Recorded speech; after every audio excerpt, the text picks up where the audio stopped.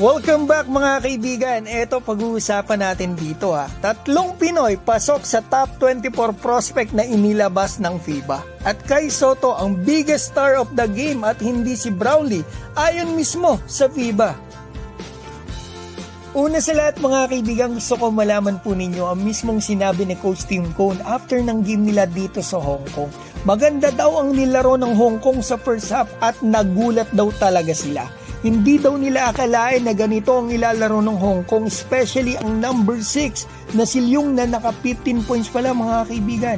Pati na rin daw yung Su, yung last name na naka 13 points at yung number 10 na si Yang.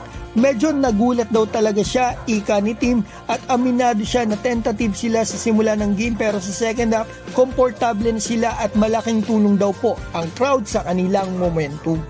Ngayon, gusto ko po malaman nyo na dito sa nilabas na report ng FIBA sa game na ito ng Gilas sa Hong Kong, nakasulat ang game hero, si Justin Brownlee na naka 16 points, 7 rebounds, 7 assists and 3 steals in 27 minutes, pati na si Kai Sotto na naka double-double. Medyo napaisip nga ako bakit ganun sa Smart Sports sa post nila, si Brownlee ang best player. Pero sa post ng FIBA sa official account nila, pati sa Asia Cup official, eto si Kai Sotto mga kaibigan. Pero ngayon, dito sa report mismo ng FIBA, nakasulat na si Kai Sotto ang biggest star of the night at hindi si Brownlee. Yes, maganda din po ang pinakita talaga ni Justin Brownlee. Pareho sila ni Kai na all-around performance ang pinakita dito.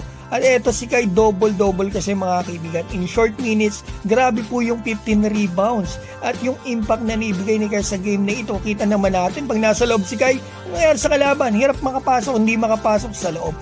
What more, kung naglaro si Kai ng fourth quarter, malamang 20 rebounds siya mga kaibigan. Baka kung sinuswerte, 20-20 pa nga ang pambato natin kung nagkataon.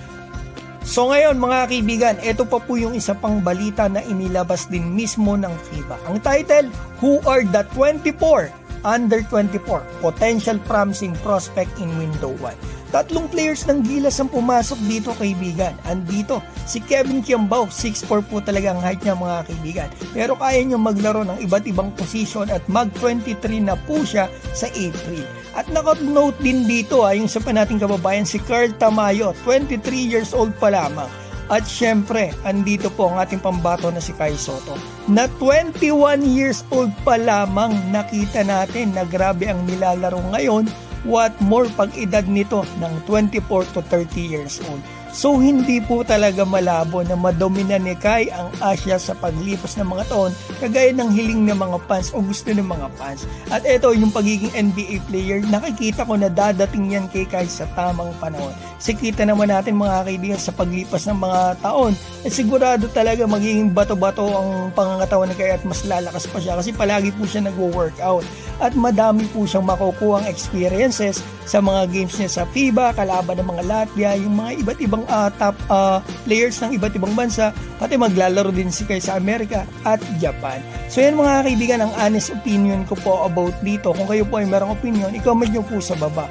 Basta ang hinihiling ko lang po, suportahan po natin ang Gilas, especially ang ating pambato na si Kai Sotto. Yung karangalan po na makukuha ni Kai ay karangalan din po natin at ng bansa natin.